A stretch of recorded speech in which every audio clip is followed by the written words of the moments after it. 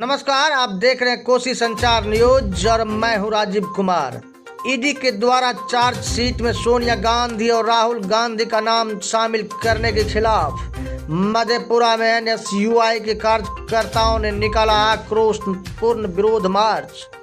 मधेपुरा के ठाकुर प्रसाद महाविद्यालय परिसर से बड़ी संख्या में एनएसयूआई के कार्यकर्ताओं ने प्रदेश उपाध्यक्ष निशांत यादव के नेतृत्व में शहर में आक्रोश मार्च निकालकर मोदी सरकार के द्वारा ईडी का दुरुपयोग कर विपक्षी नेताओं को साजिशन झूठे मामले में उलझाने के खिलाफ ईडी और मोदी सरकार के खिलाफ विरोध प्रदर्शन किया।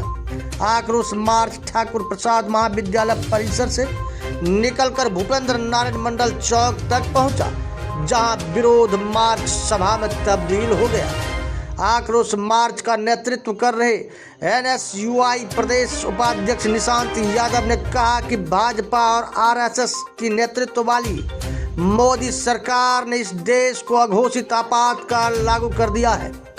सरकार के गलत और जन विरोधी नीतियों के खिलाफ आवाज उठाने वालों को अपराधी घोषित कर दिया जाता है, झूठे मामले में फंसाकर डराया जाता है, ईडी सीबीआई का भय दिखाया जाता है।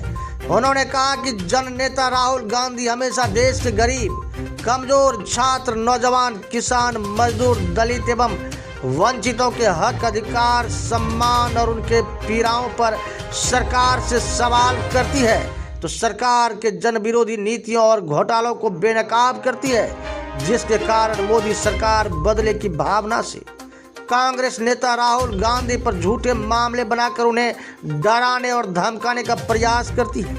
प्रदेश उपाध्यक्ष निशांत यादव ने कहा कि मोदी हिटलर शाही पर उतारू है, उन्हें विरोध करने वाले लोग पसंद नहीं है, वो चाहे किसान हो, नौजवान हो, छात्र हो या महिला हो, फिर मजदूर हो।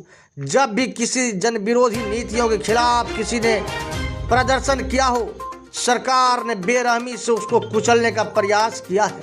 इससे पूर्व भी जब जननेता राहुल गांधी ने मोदी और अडानी के बीच संबंध पर सवाल उठाया तो उन पर फर्जी मुकदमे कर उनके संसद सदस्यता रद्द कर दी गई थी, उन्हें आवाज से बाहर कर दिया गया। लेकिन जब उससे भी न रुके तो आज फिर बहुत पुराने मामले में ईडी के द्वारा उन्हें डराने के लिए चार्जशीट में सोनिया गांधी और राहुल गांधी का नाम शामिल किया जा रहा है। मोदी सरकार के इस हिटलर शाही से कांग्रेस न कभी डरा है और न ही हमारे नेता राहुल गांधी डरेंगे। आरएसएस की नेतृत्व वाली मोदी सरकार इस देश में लोकतंत्र को खत्म कर रहा है, संविधान को खत्म कर रहा है। जब भी कोई विपक्ष के नेता सरकार के जन विरोधी नीतियों के खिलाफ आवाज उठाते हैं तो उनको ईडी और सीबीआई से डराने का प्रयास किया जाता है। हमारे नेता जननेता श्री राहुल गांधी जी लगातार सरकार की जन विरोधी नीतियों को लेकर के सरकार से सवाल मुखरता से सरकार से सवाल करते आया है और सरकार लगातार उनको डराने का धमकाने का प्रयास करती है। एक बार फर्जी मुकदमा कर करके उनको 2 वर्ष की सजा सुनाया जाता है, उनकी संसद सदस्यता खत्म कर दी जाती है, लेकिन उसके बाद भी जब कोर्ट द्वारा उनको उनके साथ न्याय होता है तो फिर एक बार आज षड्यंत्र के तहत उन पर चार्जशीट फाइल किया गया ईडी के द्वारा। उसके खिलाफ में आज पूरे देश में छात्र, युवा, किसान, मजदूर और मध्यम वर्गीय लोग सारे लोग आक्रोशित हैं। इस देश में आज आपातकाल घोषित है। सरकार इस देश के लोकतंत्र को और संविधान को कुचल देना चाहती है, विपक्ष की आवाज़ को कुचल देना चाहती है, जनता की आवाज़ को कुचल देना चाहती है। सरकार की दादागिरी और तानाशाही कभी भी हम लोग बर्दाश्त नहीं करेंगे और जब तक मोदी सरकार जो इस प्रकार का दादागिरी और हिटलरशाही कर रही है, विपक्ष के नेताओं को डराने धमकाने का प्रयास किया जाता है, तमाम संस्थानों को अपने मुट्ठी में कर करके देश के संवैधानिक ढांचा को बिगाड़ने में लगा हुआ है, उसके खिलाफ में हम लोग मजबूती से खड़ा रहेंगे।